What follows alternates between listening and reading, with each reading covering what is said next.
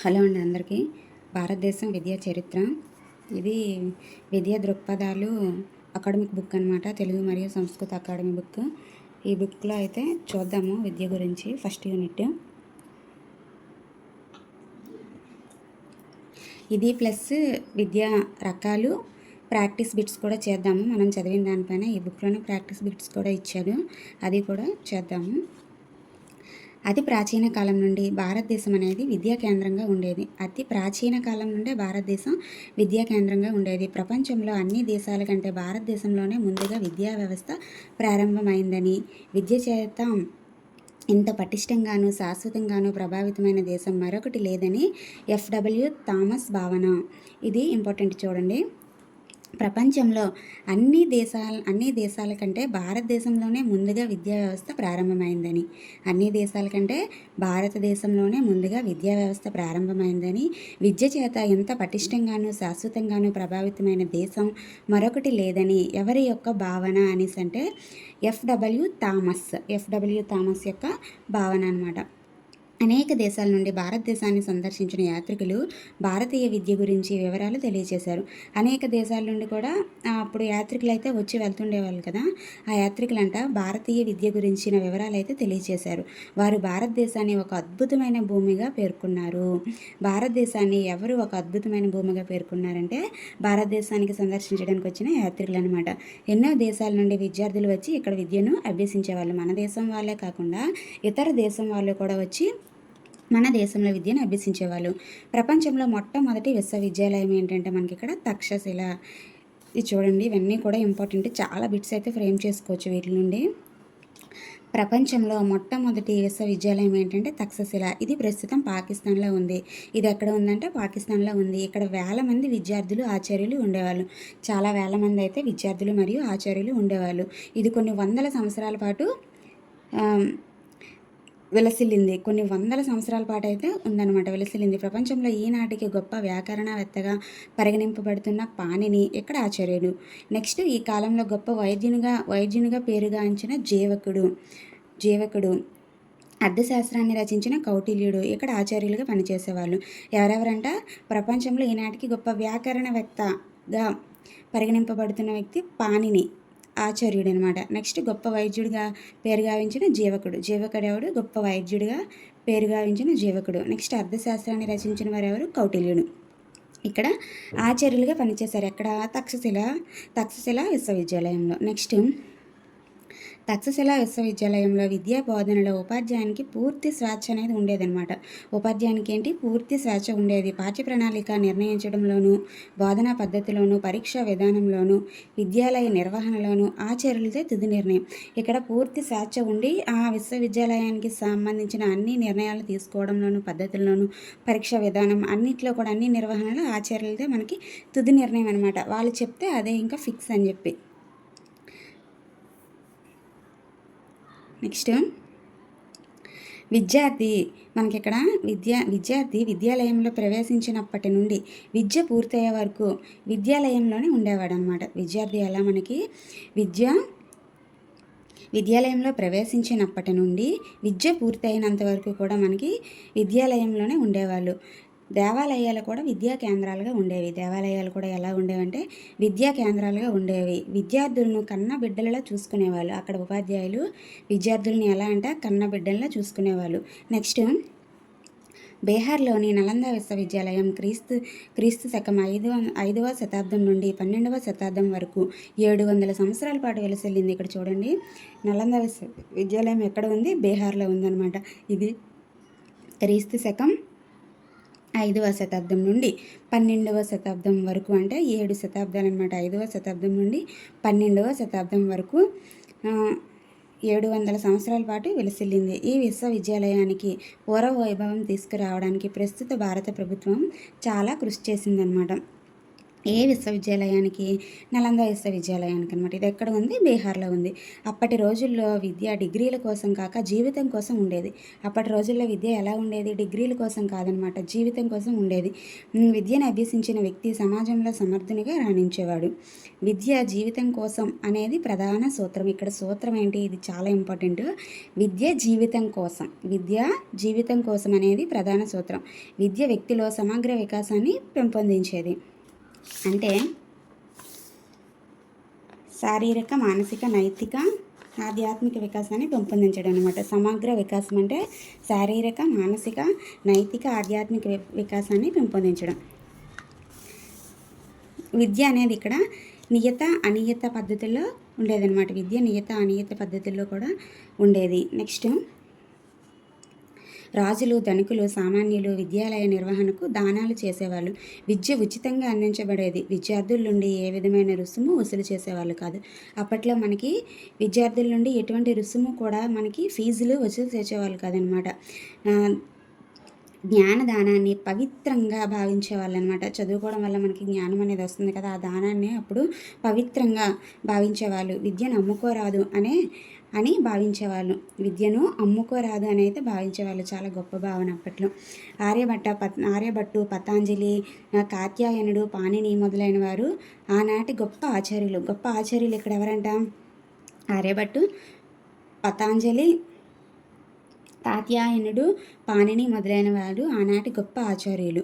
మైత్రి, గార్గి, విశ్వంబర, అపల, లోపముద్ర మొదలైన మహిళా విద్యావేత్తలు కూడా ఉండేవాళ్ళు. వీళ్ళు కూడా మనం మహిళా విద్యావేత్తలు ఎవరు, ఇందులో సరైనది సరికానిది ఏంటి అని అయితే మనకి ఇక్కడ ఇస్తారు. కాబట్టి మనం అందరి పేర్లు కూడా గుర్తుపెట్టుకోవాలన్నమాట. ఆర్యభట్టు, పతాంజలి, కాత్యాయనుడు, పాణిని మొదలైన వారు ఆనాటి గొప్ప ఆచార్యులు. మైత్రేయి, గార్గి, విశ్వంబర, అపల, లోపముద్ర మొదలైన మహిళా విద్యావేత్తలు కూడా మనకు అక్కడ ఉండేవాళ్ళు. China, Korea, Tibet, Burma, Ceylon, Java, Nepal మొదలైన దేశాల నుండి వచ్చి విద్యను అభ్యసించేవాళ్ళు అనమాట. ఏ దేశాలు? China, Korea, Tibet, Burma, Ceylon, Java, Nepal మొదలైన దేశాల నుండి వచ్చి విద్యను అభ్యసించేవాళ్ళు. హుయాన్ సాంగ్ మొదలగు చైనా యాత్రికుడు ఇక్కడ విశ్వవిద్యాలయంలో విద్యనైతే అభ్యసించేవాళ్ళు. ఎవరెవరు చైనా యాత్రికులు? ఎవరెవరు నేమ్స్ గుర్తుపెట్టుకోవాలి. పాహియాన్ మరియు హుయాన్ సంగ్ మొదలైన చైనా యాత్రికులు ఇక్కడ విశ్వవిద్యాలయంలో విద్యనైతే అభ్యసించేవారు. నెక్స్ట్ మనం చూసినట్లయితే ఇక్కడ విద్య అర్థము, నెక్స్ట్ విద్యా నిర్వచనాలు అయితే నేను ఒక వీడియో చేశాను. విద్యా నిర్వచనాలని హింట్స్తో ఏ విధంగా గుర్తుపెట్టుకోవాలి అని అయితే ఈజీగా ఎలా గుర్తుపెట్టుకోవాలి అని అయితే ఒక వీడియో చేశాను. నా ఛానల్లో ఉంటుంది, చూడండి. నెక్స్ట్ విద్యా రకాలను అయితే చూద్దాం. విద్యా రకాలు. విద్యా రకాలు చూసినట్లయితే విద్యా ప్రతినిధి సంస్థల ద్వారా వ్యక్తి విద్యా ప్రమాణాలను పొందుతాడు. విద్యా ప్రతినిధి సంస్థల ద్వారా వ్యక్తి విద్యా ప్రమాణాలను మనకి ఇక్కడ పొందుతాడనమాట. చదువు నేర్చుకోని వారు కూడా తమ జీవితానికి అవసరమైన విజ్ఞానాన్ని సమాజంలో వివిధ వ్యక్తుల ద్వారా మరియు సంస్థల ద్వారా పొందుతారు. అంతే కదా, చదువు నేర్చుకుని వారు కూడా తమ జీవితానికి అవసరమైన విజ్ఞానాన్ని సమాజంలో వివిధ వ్యక్తుల ద్వారా, సంస్థల ద్వారా పొందుతారు. విద్యాభ్యాసం అనేది ఈ క్రింది విధాలుగా రూపొందించబడింది. ఏ విధాలు చూద్దాము. ఫస్ట్ది మనకి నియత విద్య. ఫస్ట్ది ఏంటంటే నియత విద్య. నియత విద్య అంటే పాఠశాలలు లేదా కళాశాలల ద్వారా ప్రత్యక్షంగా పొందే విద్యను నియత విద్య అంటారు. ఏంటి? పాఠశాలలు లేదా కళాశాలల ద్వారా ప్రత్యక్షంగా పొందాలన్నమాట. ప్రత్యక్షంగా పొందే విద్యను నియత విద్య అంటారు. అంటే విద్య అనేది క్రమబద్ధంగా, నియమబద్ధంగా, ఉద్దేశపూర్వకంగా, ప్రత్యేక నియమ నిబంధనలతో ఏర్పాటు చేయబడి ఉంటుంది. అంటే ఇప్పుడు మనం చదువుకున్న పాఠశాలలు, కళాశాలలు అవన్నీ కూడా నియత విద్యా కేంద్రాలుగా మనకి ఇక్కడ వస్తాయన్నమాట. అంటే మనకి అక్కడ ఏముంటుంది? క్రమబద్ధంగా ఉంటుంది, ఉద్దేశపూర్వకంగా ఒక నియమం అనేది ఉంటుంది. అంటే ఈ టైంకి వెళ్ళాలి, ఈ టైంకి రావాలి, క్లాసులు ఈ టైంలో జరగాలి, ఇప్పుడు గేమ్స్ ఉండాలని ఒక రకమైన టైం టేబుల్ అన్నీ కూడా పాటిస్తారు కదా, అదనమాట. ప్రత్యేక నిబంధనలతో ఏర్పాటు చేయబడిన విద్య మనకి నియత విద్య అనమాట. ఇక్కడ విద్యా లక్ష్యాలు, ప్రణాళిక తప్పనిసరిగా పాటిస్తూ అభ్యసన అనేది తరగతి గదిలో జరుగుతుంది. విద్యార్థులు నెక్స్ట్ ఉపాధ్యాయులు క్రమశిక్షణను పాటిస్తూ నిర్దేశించిన లక్ష్యాలను సాధిస్తారు. బోధనా విషయం, బోధనా పద్ధతులు, బోధనా లక్ష్యాలు, బోధించేవారు, బోధించే ప్రదేశం ముందు నిర్దేశించబడి ఉంటాయి. అంతే కదా, కళాశాలలో మనకి అన్నీ కూడా ముందే నిర్దేశించబడి ఉంటాయి అన్నమాట. బోధనకు సంబంధించినవన్నీ కూడా. విద్యార్థి వయస్సు, మానసిక పరిస్థితులను బట్టి పాఠ్యాంశాలు అనేవి ఉంటాయంట. విద్యార్థి వయస్సు, మానసిక పరిస్థితులను బట్టి పాఠ్యాంశాలను ఏ రకమైన విద్యలో మనకి ఏర్పాటు చేశారు అనే బిట్ అడగవచ్చు. మనకి ఇక్కడ నియత విద్య అనమాట. నీత విద్యకు మనకి ఎగ్జాంపుల్ పాఠశాలలు, కళాశాలలు ఇవన్నీ కూడా నీత విద్య. నెక్స్ట్ చూసుకున్నట్లయితే అనియత విద్య. అనియత విద్య అంటే ఏంటి? నియత విద్యా కేంద్రాలైన పాఠశాల, కళాశాలలో చదువు కొనసాగించలేని వారి కోసం, నియత విద్యా కేంద్రాలైన పాఠశాల, కళాశాలలో చదువుకోలేని వారి కోసం, అదేవిధంగా కొంతవరకు చదువుకొని విద్యను విరమించిన వారి కోసం తమ విద్యను కొనసాగించడానికి వయస్సుతో సంబంధం లేకుండా విద్యను పొందే అవకాశం కల్పించడాన్ని అనియత విద్య అంటారు. అంటే మనకి ఇక్కడ మన స్కూల్కి, కాలేజీలకి వెళ్ళి చదవలేని వారు, నెక్స్ట్ చదువుకొని మధ్యలో విద్యను ఆపేసిన వాళ్ళు, విరమించిన వారి కోసం ఈ విద్య కొనసాగించడానికి వయస్సుతో సంబంధం లేకుండా మనకి ఇక్కడ విద్య పొందే అవకాశాన్ని కల్పించడమే మనకి అనియత విద్య అంటారనమాట. ఇది పాఠశాలలో ప్రవేశం లేని ప్రణాళిక, విద్యా సమయము, నెక్స్ట్ బోధన అభ్యసన, బోధనా కాలపరిమితి, వయోపరిమితితో విద్యార్థులకు అనువుగా ఉండడం కోసం నియమ నిబంధనల్లో కొన్ని సడలింపు ఉంటుంది. సడలింపు అంటే ఇక్కడ అందరికీ అనువుగా ఉండేటట్టు ఇక్కడ ఒక సడలింపు అయితే ఇక్కడ చేసుకుంటారు మన నియమ నిబంధనలు మనకి పక్కా ముందుగా ఏర్పాటు చేయబడి విద్య కొనసాగేది మనకి నియత విద్య. ఎక్కడైతే మాత్రం సడలింపు కూడా ఉంటుందన్నమాట. సడలింపు ఉండేది మనకి ఇక్కడ అనియత విద్యలో ఉంటుందన్నమాట. విద్య అందరికీ కూడా అందుబాటులో ఉంటుంది. అయితే మన దేశంలో ఈ తరహా విద్య విధానానికి ఎక్కువ ప్రాముఖ్యత ఉంది. మన దేశంలో ఏ తరహా విద్యా విధానానికి ఎక్కువ ప్రాముఖ్యత ఉంది అని చెప్పి మనకి ఇక్కడ బిట్ అడగవచ్చు. అనియత విద్యా విధానానికి ఎక్కువ ప్రాముఖ్యత అయితే ఉందన్నమాట. వీటికి ఎగ్జాంపుల్ ఏంటంటే దూర విద్యా కేంద్రాలు, పోస్టల్ ట్యూషన్, పరిచయ తరగతులు, వేసవి తరగతులు, టీవీ, రేడియో కార్యక్రమాలు, open university, open school, next రాత్రి పాఠశాలలు, వయోజన విద్యా కేంద్రాలు మొదలైనవన్నీ కూడా వీటికి ఉదాహరణ. మనం ఓపెన్గా మనకి ఓన్లీ ఎగ్జామ్స్కి వెళ్ళి మనము రాస్తూ ఉంటాం కదా, అవన్నీ కూడా ఓన్లీ ఎగ్జామ్స్కి వెళ్తాం, డైలీ కాలేజ్కి వెళ్ళకుండా అటువంటివన్నీ కూడా మనకి అనియత విద్యా కేంద్రాల్లోకి వస్తాయి అనమాట. ఓపెన్ యూనివర్సిటీ, ఓపెన్ స్కూళ్ళు ఇవన్నీ కూడా అనమాట. నెక్స్ట్ ఈ ఎగ్జాంపుల్స్ కూడా మనం ప్రతి దానికి కూడా గుర్తుపెట్టుకోవాలి, దేనికి ఏ ఎగ్జాంపుల్ వస్తుంది. ఎగ్జాంపుల్స్ ఇచ్చి ఇది అడిగేస్తాడనమాట. అన్నీ కూడా మ్యాచింగ్స్ లెక్క ఎగ్జాంపుల్స్ ఇచ్చి ఇటు సైడ్ విద్యా రకాలు ఇచ్చేసి దేనికి ఏది అని చెప్పి అడిగే అవకాశం ఉంది. కాబట్టి మనం ఎగ్జాంపుల్స్తో సహా గుర్తుపెట్టుకోవాలి. నెక్స్ట్ ఈ గుర్తుపెట్టుకోవడం అనేది మనం అర్థం చేసుకొని చదివితే ఖచ్చితంగా మనం పెట్టేయచ్చు అనమాట. మనం గుడ్డిగా అలాగా బట్టి పట్టకుండా అర్థం చేసుకొని చదవాలి. నియత అంటే అనియత అంటే అర్థం చేసుకొని చదివితే ఎగ్జాంపుల్స్ బట్టి ఈజీగా మనం ఆన్సర్ అయితే చేయొచ్చు. నెక్స్ట్ యాదృచ్ఛిక విద్య అంటే వ్యక్తి కుటుంబంలోనూ సంఘంలోనూ ఆయా నిర్ణయాలకు అనువుగా జీవిస్తూ తనకు తెలియకుండానే సహజ పద్ధతులను, అనుభవాల ద్వారా తన ప్రవర్తనను సరిదిద్దుకునే విద్యను యాదృచ్ఛిక విద్య అంటారు. సామాజిక సంస్థలైన కుటుంబము, గ్రంథాలయాలు, సినిమాలు, టీవీ మొదలైన మాధ్యమాల ద్వారా మనిషి సంస్కరింపబడతాడు. అంటే యాదృచ్ఛిక విద్య అంటే ఏం లేదు, వ్యక్తి కుటుంబంలోనూ సంఘంలోనూ ఆయా నిర్ణయాలకు అనుగుణంగా జీవిస్తూ తనకు తెలియకుండానే సహజ పద్ధతులు, అనుభవాల ద్వారా తన ప్రవర్తనను సరిదిద్దుకునే విద్యనే మనం ఇక్కడ యాదృచ్ఛిక విద్య అనేది అంటామన్నమాట. తన కుటుంబంలో, సంఘంలో ఆయా నిర్ణయాలకు అనువుగా తను జీవిస్తాడు. తనకు తెలియకుండానే పద్ధతులు, నెక్స్ట్ వాటన్నిటిని కూడా అనుభవాల ద్వారా తన ప్రవర్తనను సరిదిద్దుకునే విద్యనే యాదృచ్ఛిక విద్య. దీనికి ఎగ్జాంపుల్ ఏంటంటే కుటుంబము, గ్రంథాలయాలు, సినిమా, టీవీ మొదలైన మాధ్యమాల ద్వారా మనిషి సంస్కరించబడతాడనమాట. ఇది మనకి ఇక్కడ యాదృచ్ఛిక విద్య. నెక్స్ట్ ఇక్కడ వర్గీకరణలు అయితే ఒక 4 ఇచ్చాడు విద్యలో. ఒక్కో దాంట్లో 2 ఉంటాయి. ఇక్కడ చూద్దాము. నెక్స్ట్ ఫస్ట్ది మనకి సామాన్య విద్య, ప్రత్యేక విద్య. ఫస్ట్ది ఏంటి? సామాన్య విద్య మరియు ప్రత్యేక విద్య అనమాట. సామాన్య విద్య అంటే ఏంటి? వ్యక్తి కనీస అవసరాలు తీర్చేందుకు అవసరమైన విద్యనే సామాన్య విద్య అంటారు. కనీస అవసరాలు తీర్చేందుకు మనకి అవసరమైన విద్యను సామాన్య విద్య అంటారు. ఇక్కడ పిల్లవాడు అక్కడ పరిసరాలకు అనుగుణంగా ప్రవర్తిస్తూ అతని జీవనాన్ని కొనసాగించాల్సి ఉంటుంది. ఈ తరహా విద్యా విధానం 8వ తరగతి వరకు ఉంటుంది. ఇది చాలా ఇంపార్టెంట్ చూడండి. ఏంటంటే వ్యక్తి కనీస అవసరాలు తీర్చుకునేందుకు అవసరమైన విద్య ఏంటి? సామాన్య విద్య. సామాన్య విద్య ఎన్నవ తరగతి వరకు ఉంటుందంటే 8వ తరగతి వరకు ఉంటుంది. ఇక్కడ పిల్లవాడు అక్కడ పరిసరాలకు అనుగుణంగా ప్రవర్తిస్తూ తన జీవనాన్ని కొనసాగించాల్సి ఉంటుందన్నమాట. 8th క్లాస్ వరకు ఏంటి మనకి ఇక్కడ అక్కడ పరిసరాలకు మనం అనుగుణంగా ప్రవర్తిస్తూ కదా జీవనాన్ని కొనసాగిస్తూ ఉంటుందన్నమాట. ఇది 8వ తరగతి వరకు ఉంటుంది సామాన్య. ప్రత్యేక విద్య అంటే ప్రత్యేక విద్య సామాన్య విద్యను కొనసాగిస్తూ ఒక ప్రత్యేకమైన నైపుణ్యాన్ని పెంపొందించుకొని ఆయా రంగాలలో రాణించుటకు ఉపయోగపడే విద్యనే ప్రత్యేక విద్య అంటారు. ఇక్కడ క్వశ్చన్లోనే ఉంది ప్రత్యేక విద్య అంటే ప్రత్యేకమైన నైపుణ్యాన్ని పెంపొందించుకోవడానికి ఆయా రంగాలలో రాణించుటకు ఉపయోగపడే విద్యనే ప్రత్యేక విద్య అంటారు. అయితే ఈ తరహా విద్య మెడికల్ మరియు ఇంజనీరింగ్ కళాశాలలో లభ్యమవుతుంది.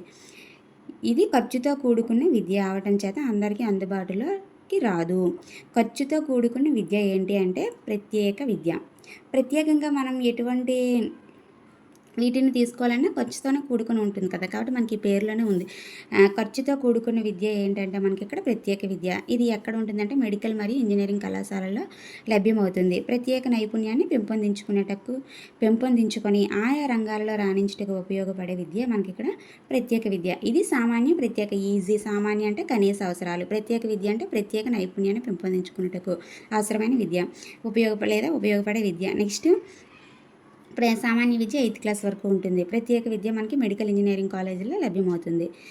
నెక్స్ట్ చూద్దాం. నెక్స్ట్ వర్గీకరణ ప్రత్యక్ష, పరోక్ష. నెక్స్ట్ వర్గీకరణ ఏంటి? ప్రత్యక్ష విద్య, పరోక్ష విద్య. ప్రత్యక్ష విద్య అంటే నియత విద్య. ఇది చాలా చాలా ఈజీ అనమాట. ఈ రెండు మనం నేమ్స్ అయితే గుర్తుపెట్టుకోవాలి.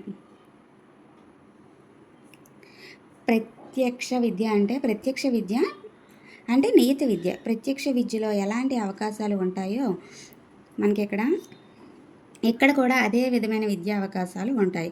ప్రత్యక్ష అంటే నియత విద్య అనేది గుర్తుపెట్టుకోండి. పరోక్ష అంటే అనియత యాదృచ్ఛిక విద్యా విధానంలో జరిగే పద్ధతిలోనే పరోక్ష విద్య అనేది జరుగుతుందన్నమాట. పరోక్ష అంటే ఏంటి మనకి ఇక్కడ అనియత మరియు యాదృచ్ఛిక విద్యా విధానాలు రెండింటినీ కలిపి మనం ఇక్కడ పరోక్ష విద్య అంటాం. ఈ రెండు ప్రత్యక్ష, నియత, పరోక్ష, యాదృచ్ఛిక మరియు అనియత. ఇది. నెక్స్ట్ మరొక వర్గీకరణ వ్యక్తిగత విద్య, సామూహిక విద్య. వ్యక్తిగత విద్య మరియు సామూహిక విద్య అంటే ఆధునిక మనస్తత్వవేత్తల దృష్టిలో వ్యక్తిగత విద్య అనేది విద్యార్థి యొక్క వ్యక్తిగత తారతమ్యాలను బట్టి ఒక ప్రత్యేక బోధనా పద్ధతి ద్వారా మానసిక వైకల్యాలను అధిగమించడానికి ఇచ్చే తర్ఫీదు. ఇక్కడ చూడండి, వ్యక్తిగత విద్య అంటే ఆధునిక మనస్తత్వవేత్తల దృష్టిలో వ్యక్తిగత విద్య అనేది విద్యార్థి యొక్క వ్యక్తిగత తారతమ్యాలను బట్టి ఒక ప్రత్యేక బోధనా పద్ధతి ద్వారా మానసిక వైకల్యాలను అధిగమించడానికి ఇచ్చే తర్ఫీదు అనమాట. మానసికంగా మనకి ఇక్కడ వీక్గా ఉన్న వాళ్ళకి ప్రత్యేక బోధన ద్వారా వాళ్ళ యొక్క మానసిక వైకల్యాలను అధిగమించడానికి ఇచ్చే విద్య అనమాట మనకి వ్యక్తిగత విద్య. దీనికి ఎగ్జాంపుల్ కిండర్ గార్డెను, మాంటిసోరీ మరియు ప్రాజెక్ట్ పద్ధతి. ఈ ఎగ్జాంపుల్స్ ప్రతి దాంట్లో కూడా మనం గుర్తుపెట్టుకోవాలి. కిండర్ గార్డెన్, మాంటిసోరీ ప్రత్యేక పద్ధతి వచ్చేసరికి వ్యక్తిగత విద్య. నెక్స్ట్ సామూహిక. ఈ క్వశ్చన్లోనే ఉంది మనకి ఇక్కడ సామూహిక అంటే మనకి ఇక్కడ ఏంటి? సమూహం. ఒక సమూహం మొత్తానికి సంబంధించిన పిల్లలకు ఒకేసారి అందించే విద్యనే సామూహిక విద్య అంటారు. ఇది కూడా నియత విద్యా విధానం లాగే ఉంటుంది, అంతే కదా. నియత విద్యా విధానంలో మనకి పాఠశాలలు, కళాశాలలో మనకి ఏంటి ఒక సమూహం మొత్తం కూడా మనం 8th క్లాస్ మొత్తం ఒక దగ్గర కూర్చుంటాం, 9th క్లాస్ మొత్తం ఇలా ఒక సమూహం మొత్తానికి కూడా అందిస్తారు కదా. కాబట్టి ఒక సమూహం మొత్తానికి సంబంధించిన పిల్లలకు ఒకేసారి అందించే విద్యను మనం ఇక్కడ సామూహిక విద్య అంటారు. ఈ సామూహిక విద్య ఏ విద్యను పోలి ఉంటుంది మనకి ఇక్కడ అంటే నియత విద్యను. నెక్స్ట్ వర్గీకరణ ఇది వ్యక్తిగత, సామూహిక అనమాట. మరొక వర్గీకరణ చేతన విద్య, అచేతన విద్య. చూసుకున్నట్లయితే చేతన ఒక విషయం మీద పూర్తి జ్ఞానాన్ని, దాని లక్ష్యాలను సాధించేటట్లు విషయ అవగాహన చేసే విద్యా విధానాన్ని చేతన విద్య అంటారు. ఎగ్జాంపుల్ కళాశాల విద్య. చేతన అంటే ఏం లేదు మనకి ఇక్కడ ఒక విషయం మీద పూర్తి జ్ఞానాన్ని దాని లక్ష్యాలను సాధించేటట్లు విషయ అవగాహన చేసే విద్యా విధానాన్ని చేతన విద్య అంటారు. ఇది ఏంటంటే మనకి ఇక్కడ కళాశాల విద్య, అంతే కదా. ఏదైనా ఒక విషయం ఇప్పుడు మనం బైపీసీ, ఎంపీసీ గట్రా చదువుతూ ఉంటాం ఇంటర్లో. బైపీసీలో ఏంటి మనకి బయాలజీ మీద మనకి ఇక్కడ మొత్తం అవగాహన అనేది ఎక్కువగా ఇస్తారనమాట. ఒక విషయం మీద పూర్తి జ్ఞానాన్ని మనం ఎక్కువగా మనం బయాలజీ గురించి అయితే పూర్తి జ్ఞానాన్ని మరియు లక్ష్యాలను సాధించేటట్లు విషయ అవగాహన వాళ్ళు చేస్తారు. మనం కూడా అలా నేర్చుకుంటాం కదా, అందుకనే మనకి ఇక్కడ కళాశాల విద్య అనమాట. ఒక విషయం మీద పూర్తి జ్ఞానాన్ని అందించే విద్య అనమాట. నెక్స్ట్ అచేతన విద్య అంటే పరిసరాలు ఎంత అనుకూలంగా ఉన్నప్పటికీ ఒక్కొక్కసారి విద్యార్థి అన్ని విషయాలను అవగాహన చేసుకోలేడు. దానికి అనేక రకాల కారణాలు ఉండవచ్చు. పిల్లవానిని అర్థం చేసుకునే క్రమంలో కొన్ని అవరోధాలు ఉండవచ్చు. ఈ తరహా అచేతన స్థితిలో పిల్లవాడు ఉన్నప్పుడు విద్యను ఎలా అందించాలి అనేది అక్కడ పరిస్థితులు బట్టి ఉంటుంది. ఈ తరహా విద్య యాదృచ్ఛిక తరహాలోనే ఉంటుందంట. అంటే ఇక్కడ పరిసరాలు ఎంత అనుకూలంగా ఉన్నప్పటికీ విద్యార్థి మనకి ఇక్కడ అన్ని విషయాలను అవగాహన చేసుకోలేడనమాట. దానికి అనేక కారణాలు ఉండవచ్చు. ఎందుకు అవగాహన చేసుకోలేడు అనేది మనం చెప్పలేము. అనేక కారణాలు ఉండవచ్చు. పిల్లవారిని అర్థం చేసుకునే క్రమంలో అవరోధాలు అనేవి ఉంటాయి. అయితే ఈ తరహా అచేతన స్థితిలో పిల్లవాడు ఉన్నప్పుడు విద్యను ఎలా అందించాలి అనేది అక్కడ పరిస్థితులు బట్టి ఉంటుంది. అక్కడున్న పరిస్థితులు బట్టి ఆ పిల్లవాడికి విద్యను ఎలా అందించాలని అయితే ఉంటుందన్నమాట. ఈ తరహా విద్య యాదృచ్ఛిక విద్యా తరహాలోనే ఉంటుంది. యాదృచ్ఛిక విద్యా తరహాలోనే మనకి ఇక్కడ విద్య అనేది ఉంటుంది. ఏంటి? అచేతన విద్య అనమాట. ఇది ఒకసారి చూద్దాం. మనకి నియత అంటే ఏంటి? కళాశాలలకు పాఠశాలకు వెళ్ళి మనం ప్రత్యేకంగా విద్యను పొందడం అనమాట. దానికి ఎగ్జాంపుల్ మనకి చూసుకున్నట్లయితే ప్రత్యక్షంగా విద్యను పొందడం. ఎగ్జాంపుల్ ఏంటి? మనకి కళాశాలలు పాఠశాలలు అన్నీ కూడా మనకి నియత విద్యలోకి వస్తాయి. అనియత విద్య అంటే పాఠశాలలు కళాశాలలకు మనకి ఇక్కడ కొనసాగించలేని వారి కోసం, చదువు మధ్యలో విడిచిపెట్టిన వాళ్ళందరి కోసం మనకి ఇక్కడ అనియత విద్య అనమాట. మన దేశంలో ఈ విద్యా విధానం ఎక్కువ ప్రాముఖ్యత ఉంది. ఎగ్జాంపుల్ విద్యా కేంద్రాలు, పోస్టల్ ట్యూషన్, పరిచయ తరగతులు, వేసవి తరగతులు, టీవీ రేడియో కార్యక్రమాలు ఇవన్నీ కూడా మనకి అనియత విద్య. యాదృచ్ఛిక అంటే ఏంటి?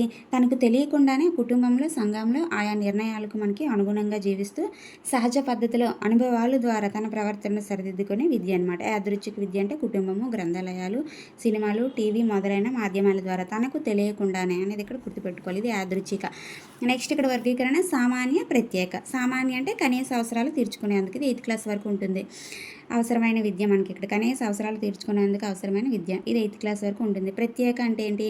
సామాన్య విద్యను కొనసాగిస్తూ ప్రత్యేక నైపుణ్యాన్ని పెంపొందించుకొని ఆయా రంగాల్లో రాణించడానికి ఉపయోగపడే విద్య ప్రత్యేక విద్య. ఇది మెడికల్ కాలేజ్, ఇంజనీరింగ్. ఇది ఎక్కువగా మనకి డబ్బుతో ఖర్చుతో కూడుకున్నది, అందరికీ అందుబాటులోకి రాదు. నెక్స్ట్ ప్రత్యక్ష అనేసరికి మనకి నియత విద్యనే పోలి ఉంటుంది. పరోక్ష అంటే అనియత మరియు యాదృచ్ఛిక విద్యా విధానంలో జరిగే పద్ధతిలోనే పరోక్ష విద్య జరుగుతుందన్నమాట. వ్యక్తిగత అంటే మానసిక వైకల్యాలను అధిగమించడానికి ఇచ్చే తర్ఫీదు అనమాట. సామూహిక అంటే ఒక సమూహం మొత్తానికి. ఇది నియత విద్యను మనకి ఇక్కడ పోలి ఉంటుంది. చేతన, అచేతన. చేతన అంటే మనకి ఇక్కడ ఏంటన్నా ఒక విషయం మీద పూర్తి జ్ఞానాన్ని, దాని లక్ష్యాలను సాధించడానికి విషయ అవగాహన చేసే విద్యా విధానం. ఇది కళాశాల విద్య, చేతన విద్య. అచేతన అంటే మనకి ఇక్కడ అచేతన స్థితిలో పిల్లవాడు ఉండేటప్పుడు విద్యను ఎలా అందించాలి అనేది ఇక్కడ పరిస్థితులను బట్టి మనకి ఇక్కడ ఉంటుందన్నమాట. ఇది యాదృచ్ఛిక విద్య తరహాలోనే ఉంటుంది. ఇది అచేతనం. నెక్స్ట్ వీటిపైన బిట్స్ అయితే చేద్దాము.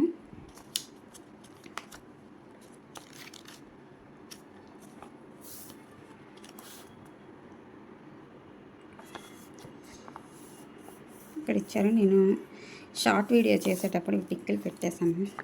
ఫస్ట్లో కదా తెలియలేదు, లేకపోతే పట్టకపోదు. నెక్స్ట్ తక్షశిల ఇక్కడ చూడండి బిట్స్ ఏమి ఇచ్చాడో చూద్దాము. తక్షశిల విశ్వవిద్యాలయం ప్రస్తుతం ఏ దేశంలో ఉంది? ఎక్కడ ఉంది? మనం చదివాము పాకిస్తాన్ అనమాట. చాణక్యుడు ఏ విశ్వవిద్యాలయంలో ఆచార్యునిగా ఉండేవాడు? చాణక్యుడు ఏ విశ్వవిద్యాలయం? తక్షశిలలో ఆచార్యుడిగా ఉండేవాడు. ప్రపంచంలో మొట్టమొదటి విశ్వవిద్యాలయం తక్షశిల విశ్వవిద్యాలయం ఏ నది ఒడ్డున ఉంది? సింధు నది. జీవకుడు అనే ప్రత్యేక వైద్యుడు ఆచార్యునిగా ఉన్న విశ్వవిద్యాలయం ఏంటి? తక్షశిల అనమాట. విద్య అనే పదం విద్య అనే ఏ భాషా పదం నుండి వచ్చిందంటే సంస్కృత భాషా పదం నుండి వచ్చింది. ఇది మనం విద్యా నిర్వచనాల గురించి చేశాం కదా, ఆ బిట్స్ అనమాట. నేను ఆ వీడియోలో బిట్స్ చేయలేదు, ఓన్లీ నిర్వచనాలు ఈజీగా హింట్స్తో ఎలా గుర్తుపెట్టుకోవాలని అయితే ఆ వీడియో చేశాను. బిట్స్ మర్చిపోయాను బిట్స్ చేయడం. విద్య అనే సంస్కృత పదానికి అర్థం ఏంటి మనకి తెలుసుకున్నట. ఎడ్యుకేర్ అనే పదం ఏ భాష నుండి వచ్చినదంటే లాటిన్ భాష నుండి వచ్చిందన్నమాట. ఎడ్యుకేర్ అనే లాటిన్ పదానికి అర్థం బయటకు తీయుట. ఇవన్నమాట బిట్స్. ఇప్పటి వరకు మనం చదివిన దానికి విద్యా రకాల మీద బిట్స్ అయితే ఇక్కడ ఇవ్వలేదు. మీకు ఈ వీడియో నచ్చితే లైక్ చేయండి, షేర్ చేయండి, సబ్స్క్రైబ్ చేసుకోండి. నెక్స్ట్ వీడియోతో మళ్ళీ కలుసుకుందాం.